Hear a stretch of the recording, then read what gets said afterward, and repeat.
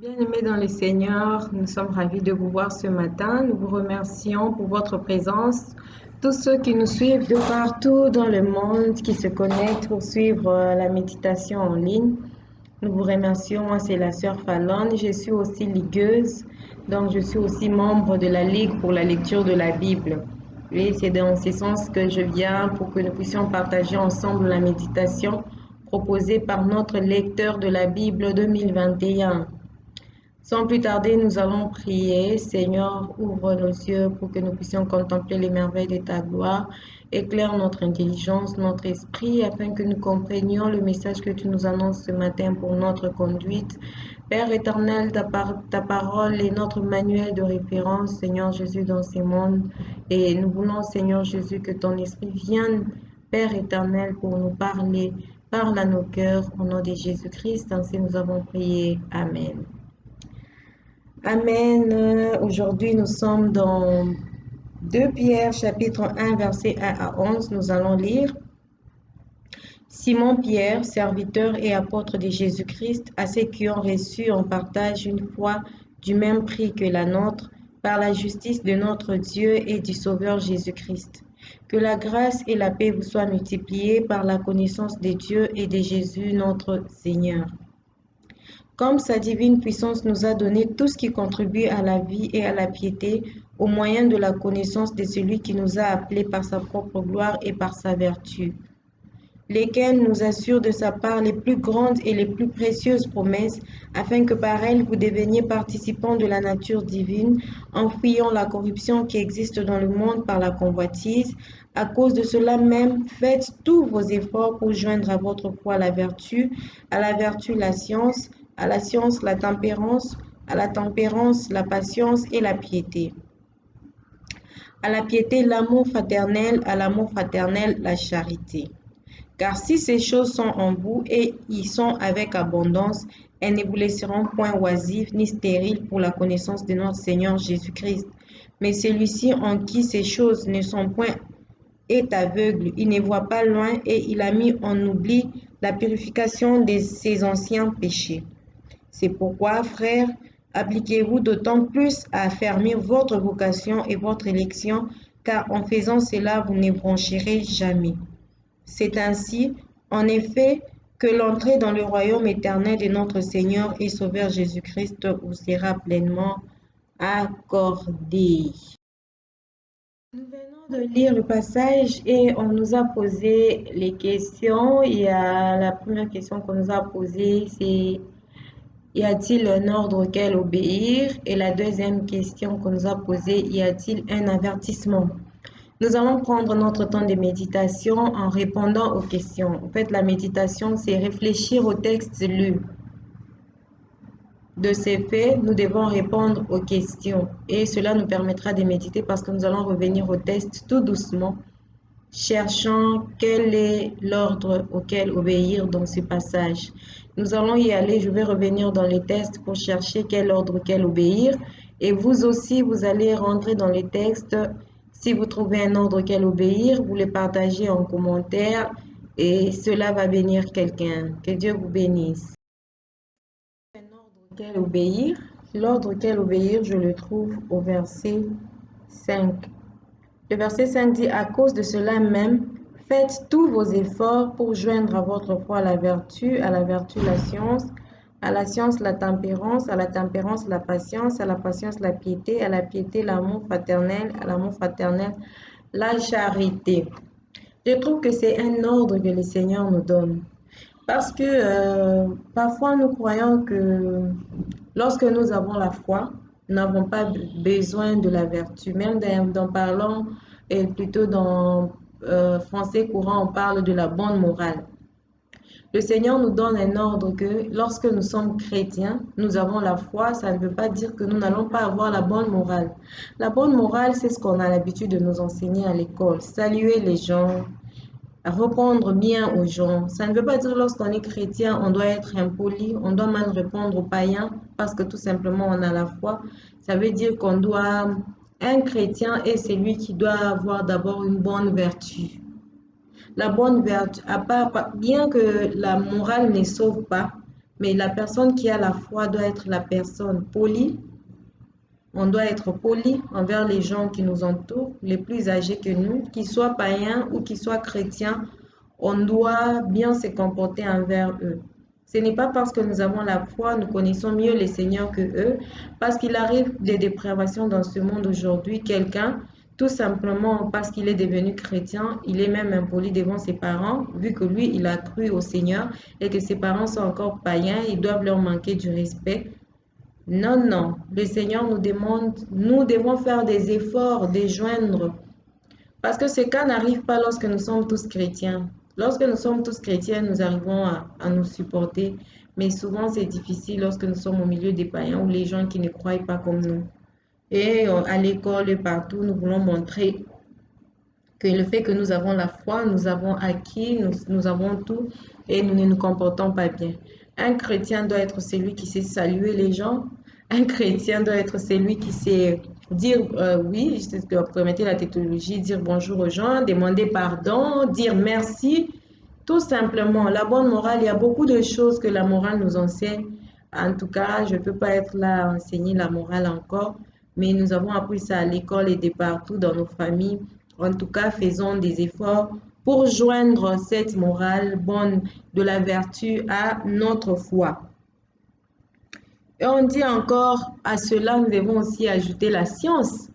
Aujourd'hui, nous pensons aussi que lorsque nous sommes chrétiens, nous n'avons pas besoin de la science, nous n'avons pas besoin d'être instruits parce que déjà la parole de Dieu a tout.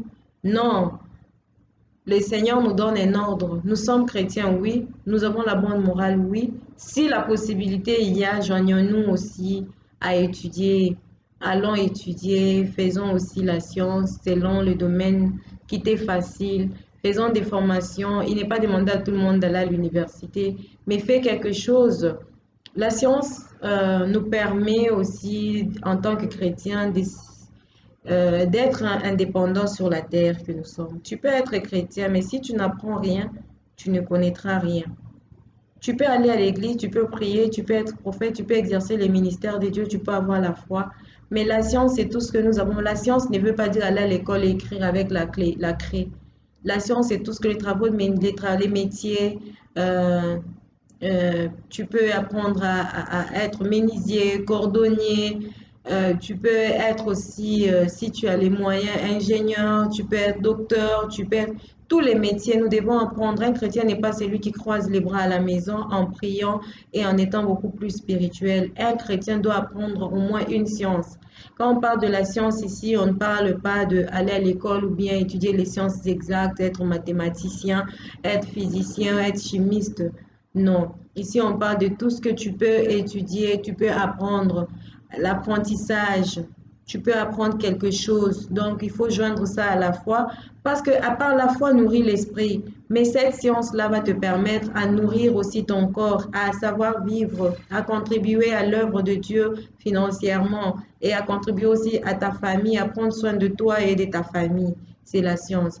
Ne négligeons pas les choses, faisons la part des choses. Le Seigneur nous demande bien d'avoir la foi, mais de joindre. Je ne suis pas en train de conseiller aux gens de refuser la foi et de se focaliser à la science pour pourvoir à leurs besoins. La Bible bien dit de joindre. Lorsque tu es chrétien, il faut joindre. Ça veut dire qu'il y a une première chose que tu avais et la deuxième chose, c'est ce que tu vas joindre. Tu vas joindre la science, tu dois joindre les vertus. Un bon chrétien, lorsqu'on te salue, tu dois être joyeux avec tout le monde. C'est ça les vertus. Tu dois saluer avec joie. Tu dois aussi répondre aux salutations des autres avec joie.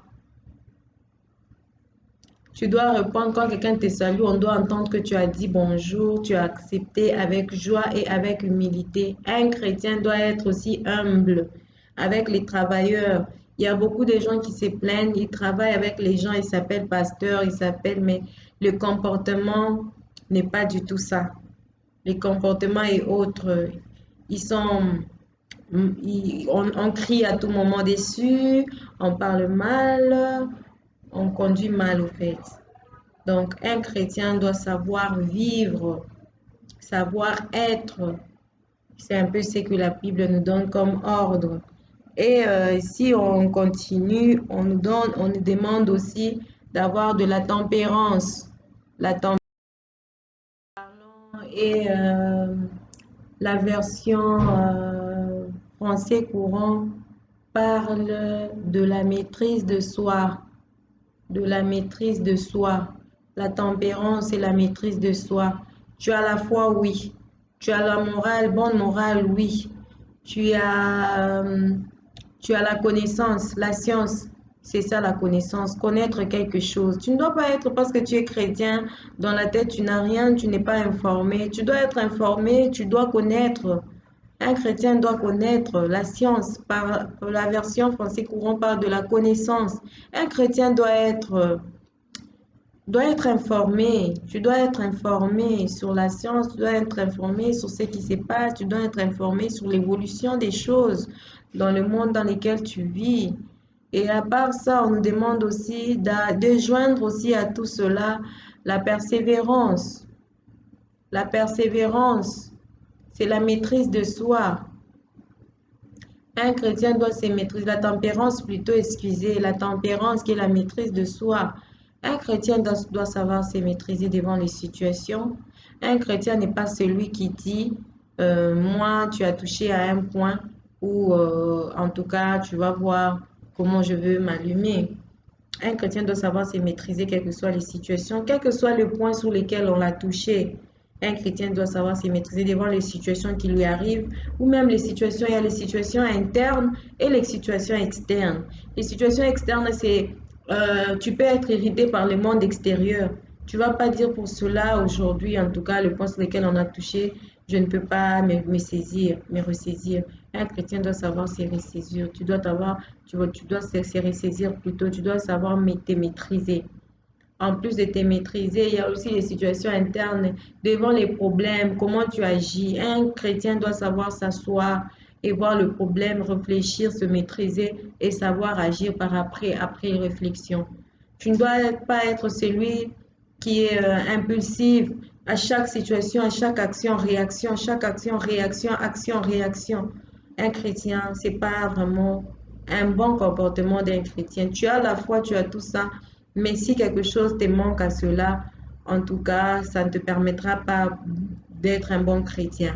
Et nous allons voir, en répondant à l'autre question, nous allons voir les conséquences si nous ne pratiquons pas ces choses.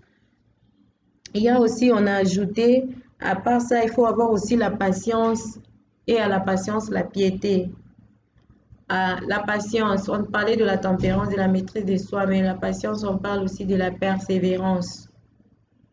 La persévérance, la patience. Un chrétien doit persévérer. Il y a des choses que tu n'as pas encore eues. Un chrétien n'est pas celui qui va vite parce que tout le monde va. Un chrétien n'est pas celui qui manque quelque chose et il commence à chercher le chemin le plus court pour l'avoir. Un chrétien doit savoir que tout concourt au bien de ceux qui aiment Dieu. Aujourd'hui, si tu n'as pas quelque chose, ça ne veut pas dire que demain tu ne l'auras pas. Et même si demain tu ne vois pas un chemin par lequel la voie, le Seigneur nous donne l'ordre selon lequel nous devons persévérer. Persévérer, c'est être patient. C'est savoir que si je n'ai pas eu aujourd'hui, je garde confiance. Et si ça n'arrive pas, mais j'ai confiance en l'Éternel, j'attends. Comme il est dit dans la Bible, cette prophétie est proche à s'accomplir, attends-la, attends-la et s'accomplira certainement. Je profite pour dire à quelqu'un ce matin, attends, sois persévérant, cela arrive, ça arrivera certainement. Ce n'est pas parce que tu ne vois pas les chemins par lesquels cela peut se réaliser que ça n'arrivera pas. Non. Si le Seigneur te demande la patience, il sait pourquoi. Donc, attendez, soyons patients. Il demande aussi d'avoir de l'amour fraternel. Oui, oui, nous devons aimer, nous aimer les uns les autres. Dans nos milieux, est-ce que nous nous aimons? Aujourd'hui, nous voyons dans des milieux chrétiens où les gens s'empoisonnent, où les gens fuient les poisons, tout simplement par perte de l'amour fraternel. Le fait d'avoir la foi, il y a beaucoup de gens où ils ont la foi, mais il manque l'amour. C'est ce qui fait que dans nos églises, dans nos milieux, les gens s'entretuent, les gens font du mal aux autres, les gens ne savent pas aimer les autres, en se subvenir aux besoins de l'autre, même lorsqu'ils en ont. C'est un manque de l'amour fraternel.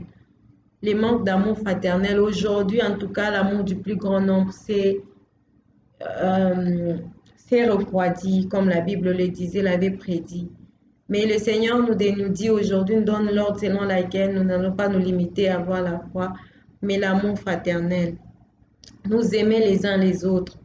Dans nos familles, il y a les gens qui ne se parlent pas. C'est pas de l'amour. On parle de l'amour fraternel, on parle aussi de la communion fraternelle, on parle aussi de l'amour. Ce sont des choses qui cohabitent, deux choses qui vivent ensemble. L'amour doit régner dans nos familles. Tu es chrétien, mais tu es les autres. Tu ne veux même pas entendre quelqu'un parler, même discuter. Même lorsque vous vous retrouvez, il y a des gens, lorsque quelqu'un intervient, c'est comme si on a mis quelque chose dans son cœur, il ne les supporte pas. Cela, c'est dans l'ordre divin, on nous demande de nous aimer. Nous aimer, c'est se supporter, être patient envers les uns, envers les autres. Tu as la foi, oui, mais il te manque l'amour parce que tout simplement, tu ne veux même pas entendre la voix de quelqu'un. Tu as des personnes selon lesquelles tu ne veux même pas les voir intervenir, ni les voir parler. Pour toi, en tout cas, tu as quelque chose. Je prie que le Seigneur délivre ton cœur de cet esprit-là qui a, selon lesquels tu as l'esprit avec lesquels tu as des personnes que tu ne supportes pas, des personnes que tu ne veux même pas entendre la voix, même parfois tu ne sais même pas pourquoi tu ne les aimes pas. En tout cas, que le Seigneur puisse te délivrer aujourd'hui, que tu puisses avoir l'amour. Parce que ce qui te fait ça, c'est le manque d'amour. Surtout, c'est le manque de communion fraternelle. Vous êtes les frères, il y en a même dans la même famille, ils ne se supportent pas. Il y en a même les voisins, les frères et sœurs, dans les milieux où ils se trouvent, au travail, partout dans la société. Vous n'arrivez même pas à vous supporter. Le Seigneur nous donne aujourd'hui l'ordre selon laquelle nous devons avoir l'amour. Nous devons avoir l'amour. La foi, oui. Le bon moral, oui. Mais l'amour, c'est quelque chose qui est dans le cœur. Parfois, on n'arrive pas à savoir si la telle personne m'aime. Mais toi-même qui écoutes ce message ce matin, tu sais à quel niveau il y a des points sur lesquels tu gardes encore de la rancœur dans le cœur. J'étais en train de dire qu'il y a beaucoup d'ordres auxquels obéir, mais si tu as trouvé d'autres, je te prie de partager en commentaire. Mais je vais directement à la deuxième question. Y a-t-il un avertissement? Y a-t-il un avertissement? Nous allons voir encore dans les textes s'il y a un avertissement. Moi, je vois ces choses au verset 8. Au verset 8, on dit, car si ces choses sont en vous et ils sont avec abondance, elles ne vous laisseront point oisives ni stériles pour la connaissance de notre Seigneur Jésus-Christ. C'est un avertissement. Si je prends ces versets, je les mets à la forme négative, je dirais que c'est un avertissement pour dire que si ces choses ne sont pas en nous, ça veut dire les choses que nous avons citées, la patience, la tempérance, l'amour fraternel, l'amour, euh, la foi. Si ces choses ne sont pas en nous, alors l'avertissement, quand on parle de l'avertissement, c'est à quel danger nous courons. Nous courons quel danger? Moi, je trouve que si ces choses ne sont pas en nous, comme le verset 8 le dit, elles ne vous laisseront point oisives ni stériles pour la connaissance de notre Seigneur Jésus-Christ. Or, s'ils ne sont pas en nous, nous serons oisifs, nous serons stériles pour la connaissance de notre Seigneur Jésus-Christ. Nous n'allons pas bien connaître notre Seigneur Jésus-Christ si nous n'avons pas la foi, si nous n'avons pas l'amour, si nous ne sommes pas patients. Nous serons stériles. Nous serons ces chrétiens qu'on appelle les chrétiens stériles. Un stérile, c'est celui qui ne produit pas de fruits. Nous ne produirons pas de fruits dignes d'un enfant de Dieu si ces choses ne sont pas en nous. Et si nous ne produisons pas de fruits dignes d'être un enfant de Dieu, la Bible dit, nous serons coupés. Parce que le Seigneur dit, si l'arbre ne produit pas du fruit, il sera retranché. Il sera retranché. Et ça sera jeté dans les temps de feu. Alors nous devons être sûrs que nous ne sommes pas stériles. Parce qu'on dit que si ces choses sont en nous, elles ne nous laisseront pas stériles. Alors l'avertissement, c'est que si ces choses plutôt, excusez, je reprends, si ces choses sont en nous, elles ne nous laisseront pas oisives et stériles à la connaissance de notre Seigneur Jésus-Christ. Maintenant, de là, je ressors l'avertissement selon lequel, si ces choses ne sont pas en nous, nous serons stériles à la connaissance de notre Seigneur Jésus-Christ. Nous serons stériles, ça veut dire que nous n'allons rien produire d'actes de quelqu'un qui connaît le Seigneur Jésus-Christ. Nos actes ne prouveront pas que nous les connaissons. Ça veut dire que nous serons des chrétiens qui manquent le fruit de l'esprit. Les fruits de l'esprit, ce sont des choses qui sont visibles, alors que le Seigneur veut que nous puissions produire des fruits dignes d'un enfant de Dieu. Et si un arbre ne produit pas le fruit, le Seigneur dit cet arbre sera retranché. Et cet arbre sera retranché et jeté dans les dents de feu. Et nous, en tant qu'humains, nous sommes représentés comme des arbres. Nous sommes représentés par des arbres des arbres qui doivent reproduire des fruits, le fruit de l'esprit. Et les fruits, c'est par ces histoires que le Seigneur nous a demandé, les choses que nous avons énumérées lorsque nous parlions de l'ordre de l'ordre auquel obéir. Ce sont ces choses. Ces choses doivent être en nous obligatoirement parce que c'était un ordre que le Seigneur nous avait demandé d'obéir. Vu que c'était un ordre, donc nous sommes obligés de les avoir. Et lorsque nous les avons, nous produisons des fruits et nous produisons des bons fruits. Et alors nous serons un arbre qui sera tout le temps amendé pour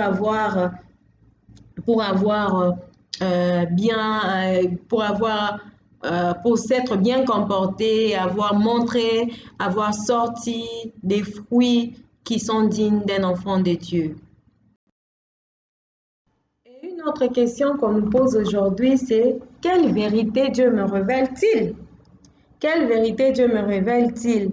Au verset 11, au verset 9, on dit, mais celui en qui ces choses ne sont point est aveugle. Il ne voit point loin et il a mis en oubli la purification de ses anciens péchés. Celui en qui ces choses ne sont pas, il est aveugle. Si tu n'as pas ces choses, tu ne peux pas dire que tu es chrétien. Si tu es orgueilleux, tu n'as pas la bonne mémoire.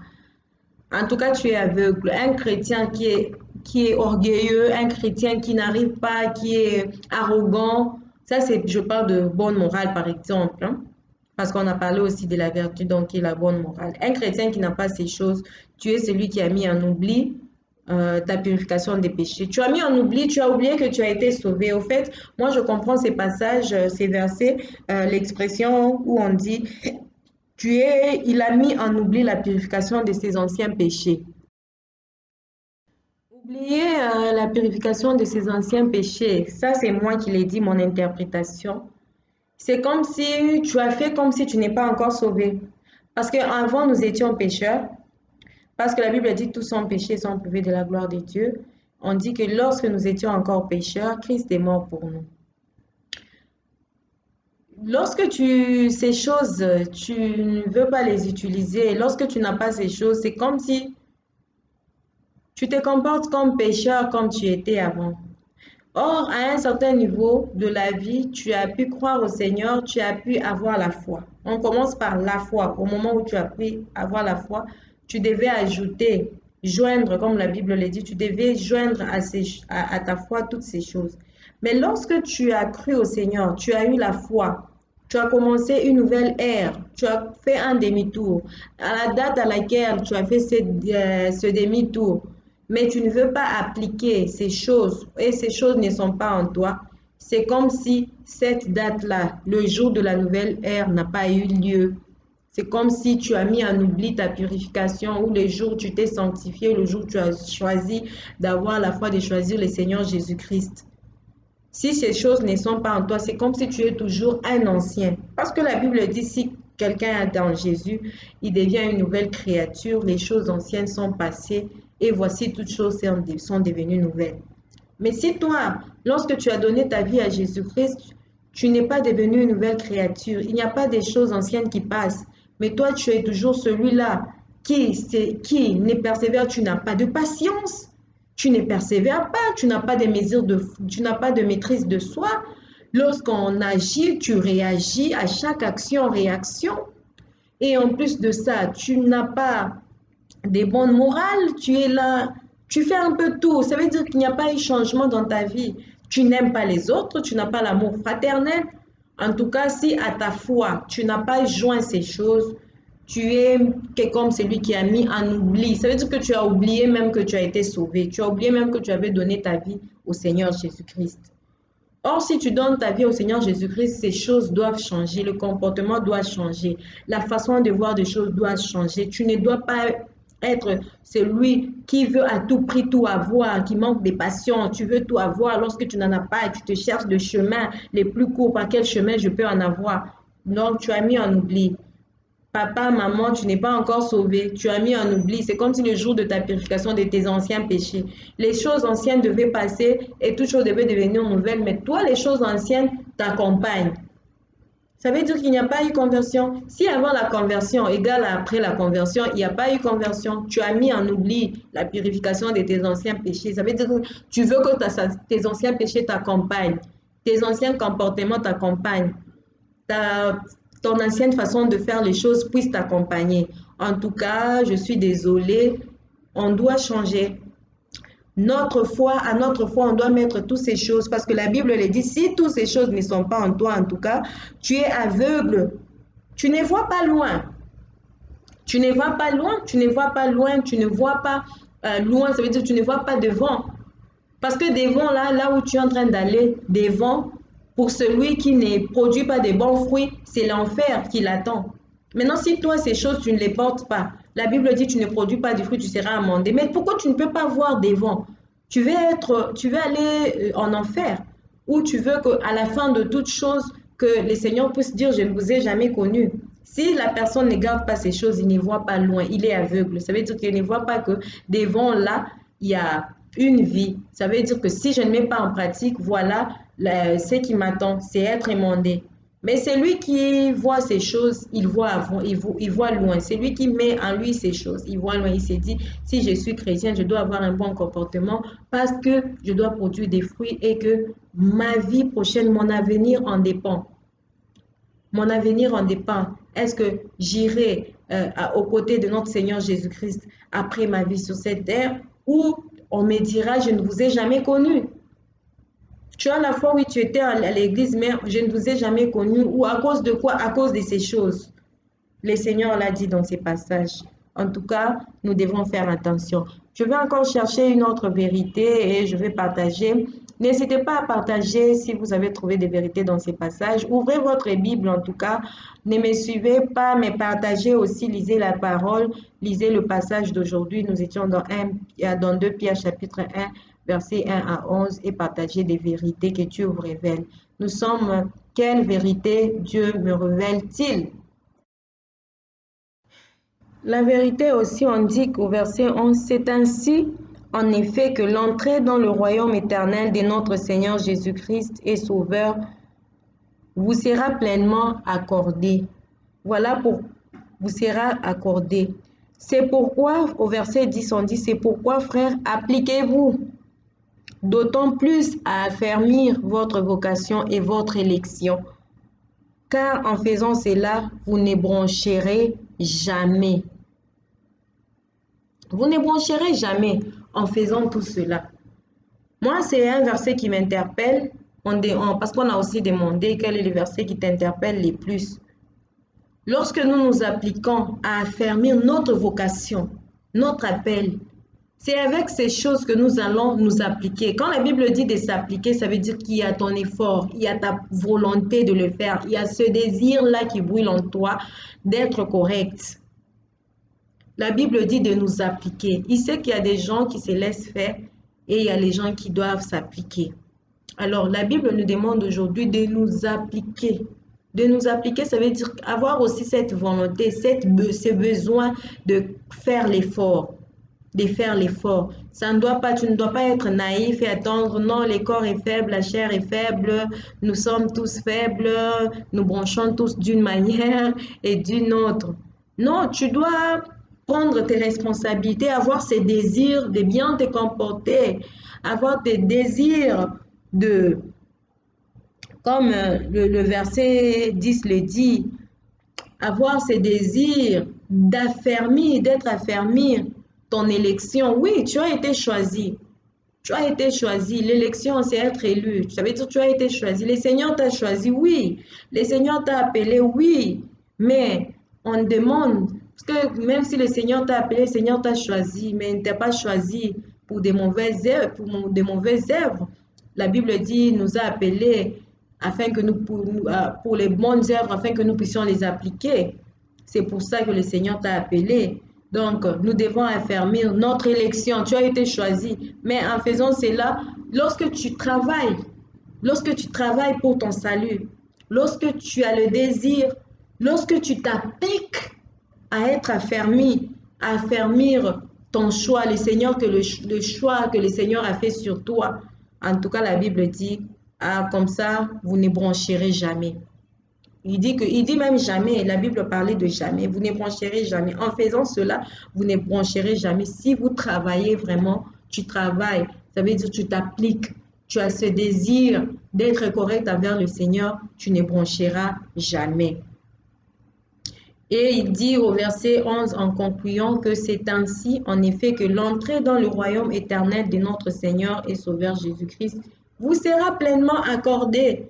Comme, alléluia, comme j'étais en train de le dire, celui qui ne veut pas appliquer les choses, il ne voit pas loin. Aller loin, c'est où? Voir loin, c'est où? C'est voir l'entrée dans le royaume de notre Seigneur Jésus-Christ. Cette entrée nous est accordée en tenant compte de tout ce que le Seigneur nous a donné comme ordre. Nous tous, notre fin, c'est être dans le royaume des cieux, être dans le royaume de notre Seigneur Jésus-Christ à la fin du temps. Alors, que doit-on faire? Nous devons nous appliquer. Nous devons nous appliquer à affermir notre vocation et notre élection. Donc, le choix que Dieu a fait sur nous, cela ne veut pas dire parce que Dieu nous a choisis, nous devons être naïfs, nous devons être passifs. Non, nous devons être actifs, nous devons travailler pour notre salut. Il nous a choisis, mais nous allons travailler pour cela. Nous devons nous exercer, nous devons nous appliquer aussi nous-mêmes. C'est ainsi que l'entrée dans le royaume éternel de notre Seigneur et Sauveur Jésus-Christ nous sera pleinement accordée. Et en faisant cela, Dieu nous promet de ne jamais broncher. Alléluia. Que Dieu vous bénisse, que Dieu vous bénisse, que Dieu bénisse tous ceux-là qui ont été avec nous pendant ce moment. Nous avons plus à peu près 30 minutes de méditation. Que Dieu vous bénisse et partagez aussi tout ce que vous avez eu dans le passage que nous avons médité aujourd'hui, 2 Pierre chapitre 1, verset 1 à 11. Je vais partager les questions dans les commentaires, dans le lien. Je vais partager sous les titres. Et vous allez aussi voir les questions et répondre, partager. Vous pouvez aussi contribuer à l'édification de quelqu'un qui nous suit, quelqu'un qui va suivre, quelqu'un qui va lire les commentaires. Ça pourra contribuer. Que Dieu vous bénisse. Nous avons fini notre méditation. Et nous avons fini notre méditation. Nous allons prier. Pour ma prière, le lecteur de la Bible nous propose des questions. Y a-t-il quelque chose que Dieu me montre pour lequel me repentir, pour lequel le louer, auquel obéir, pour lequel lui formuler ma demande? Nous allons par rapport à cette méditation, par rapport aux leçons que nous avons vues, que le Seigneur puisse nous éclairer et nous allons prier. Seigneur Jésus, merci de nous avoir enseigné, de nous avoir appris des choses que nous devons ajouter à notre foi. Nous devons joindre à notre foi. Ta parole nous dit qu'il ne suffit pas d'avoir la foi, mais à cela, il y a tant de choses, une liste des choses que nous devons joindre afin que nous puissions, lorsque nous les appliquons, pouvons jamais broncher et l'entrée dans le royaume des cieux nous sera accordée. Père éternel, nous te demandons pardon, Seigneur Jésus, pour toutes les fois que nous n'avons pas été des bons exemples dans les vertus, pour toutes les fois que nous ne sommes pas appliqués à la patience, nous nous sommes mal comportés devant les gens et ton nom a été méprisé. Nous te demandons pardon. L'amour aussi, Seigneur Jésus, nous te demandons pardon pour toutes les fois que nous n'avons pas manifesté l'amour.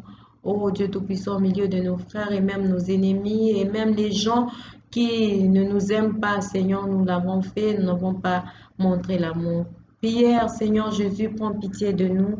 Nous demandons ainsi que, Père, que tu puisses nous donner l'amour par le Saint-Esprit. Donne-nous l'amour. Donne-nous, Seigneur Jésus, la force et, oh Dieu Tout-Puissant, toi qui crées le vouloir et le faire. Crée en nous le vouloir et le faire, l'envie et le désir de nous appliquer à faire toutes ces choses, à mettre cela en pratique. Car, Seigneur Jésus, nous voulons, Seigneur Jésus, être des chrétiens dignes qui ont joint à leur foi toutes ces choses que nous avons énumérées aujourd'hui, afin que nous puissions pas être des aveugles, mais que nous puissions avoir notre part dans ton royaume lorsque tu reviendras, afin que tu ne puisses pas dire je ne vous ai jamais connu. En faisant toutes ces choses, la Bible dit, c'est alors que l'entrée dans le royaume des cieux nous sera pleinement accordée. Nous prions, Seigneur Jésus, que tu nous permettes de vivre cela dans nos vies, tous les jours de notre vie, afin que nous puissions les appliquer. Que cela ne se limite pas à lire, à méditer, à partager, mais que cela aussi puisse arriver à être ancré dans nos cœurs afin que nous puissions les pratiquer, car tu nous as créés pour les bonnes œuvres afin que nous puissions les pratiquer. C'est dans le nom merveilleux du Seigneur Jésus-Christ, ainsi nous avons prié. Amen. Amen, amen, que Dieu vous bénisse. La dernière étape de notre méditation, c'est l'action et agir. Allez et mettez en pratique tout ce que vous avez lu. Que Dieu vous bénisse. Bye bye.